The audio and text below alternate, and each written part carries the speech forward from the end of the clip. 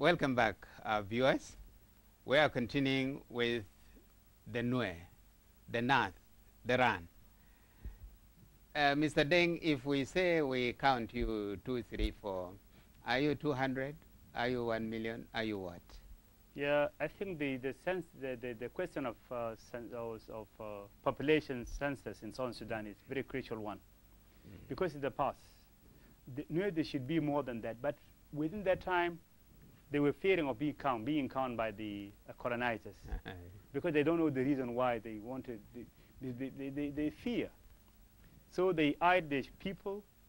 If the white man or colonizer came to you at that time, and you are 10 in the family, you would just give him 2 people.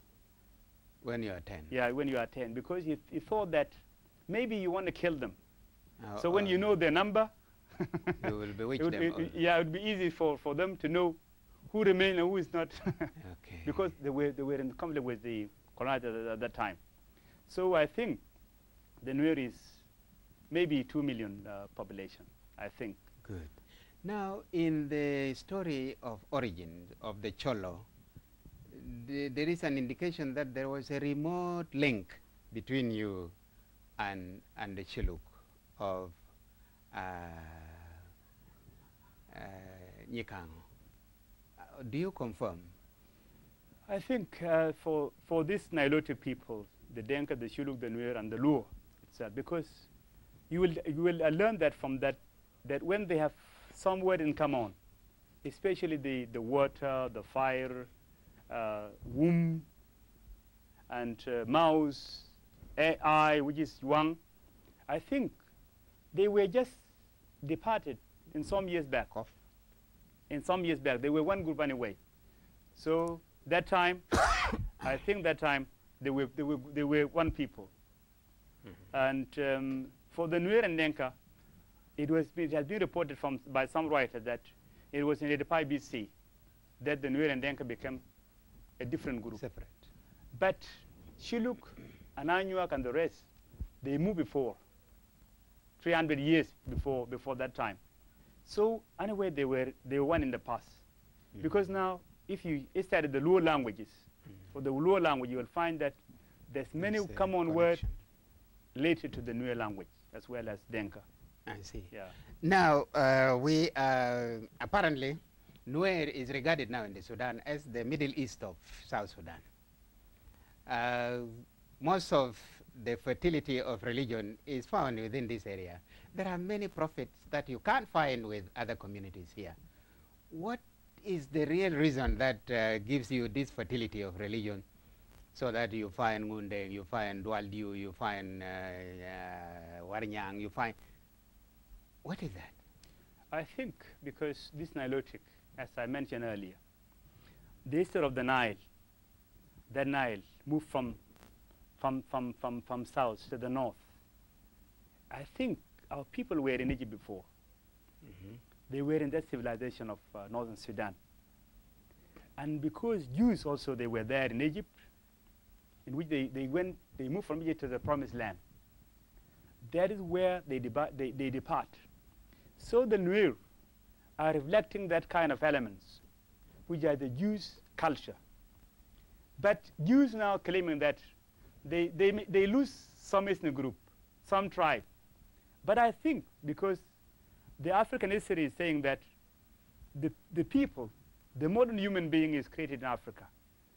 So I think the Jews are part of this Nilotic. No, these Nilotic are part of Jews. Partly Kush, actually. Kush kingdom. Is a biblical personality, yes, who is supposed to have come to the Sudan. Yes. I think it's from there. So the culture of prophets in the Nuer land reflecting that elements. In Nuer you find that these prophets, they prophesize of what will be coming, starting from Ngundeng. So I think that culture, that element of culture is the same as it is now happening in Jewish history. Because when you're reading the Bible, the historical names, the Kush kingdom, the Nemrut, the black human being, Egypt, and Kush, as brought in the Bible, these Nilotic, their grandparents may be from that of Kush. Yeah. where are the areas where most of these prophets came from, actually? Because I understand there is one concentration in a particular area in the Nuer land where many of these prophets came from. Where is that? Yeah, the first and the most is Ngundeng.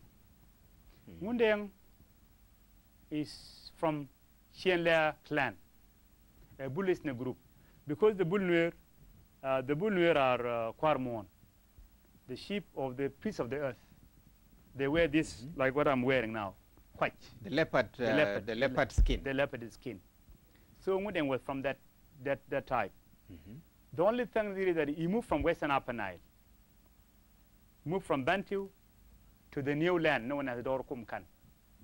That is this light land, including Nasser, including Akoba, they call it the Dorkumkan. Right. Yeah. And from there, Ngundeng rose as a prophet. When you come to Fangag, you'll find Diu. Diu. Another prophet too. Dual. Dual is his son. But the prophet name is Denlika. I see. But the spirit was known as Diu. The prophet was, the spirit was Diu. And then when you come to the middle, to the center where you find Tudunkur. Tudunkur is a brother of Mana Wan, the small brother. It was in 1955. And the prophet died in 1988. That was the time when there was this one, the plot. There was this fame in all Sudan. That was Tudunkur. And the person who was Ruekwi Gil. That was another prophet. That's the same prophet. But the Tudunkur was a spirit. And then when you go to the Western Nile, you find some minor prophets. But among there was Kulankit. Kulankit was the person who has been inspired by the spirit of Mana, known Mana Wan, Mana Luthera. So these are the spirits dwelling in certain totemic, in the system of totems. You know, this, it would appear, is also among the Nuer, actually. The divination sometimes is designated to a certain either animal or this totem system of religion is part of the practice, the religious practice of most of these prophets. That's why probably you find this leopard skin, leopard what? Do you talk a little about this, I wonder? In the Nuer there were five Kwar. They start with Kwarmon, which is the priest of the earth. That is Kwarmon. And Kwarmon is a peacemaker, as well as an independent body who try to solve the bring peace to the community. And then next to him is Woodhaw, the cattle expert. So whenever there is something, there is a disease among cattle. Whenever there was no production among the cattle, he's the only person who is going to be asked about what to do. And third is Kwarthai. Kwarthai is an expert and a water expert. So he knows whether this water is spoiled or poison or not. Even when there's no fish, he's going to be the person who is going to be asked about why there's no fish. Even when the crocodile is eating people, harming people from the Nile, he's going to be the one who's going to be consulted. So in modern time, it's just like a minister of water resources, wildlife, and all this. Water resources. Without power, the one of our times. Yeah, no power over the wildlife. Right? And there's a minister, another one, known as Kwartang, the owner of the tongue, which is the spear shaft. So when people go to war, he's just like the minister of defense.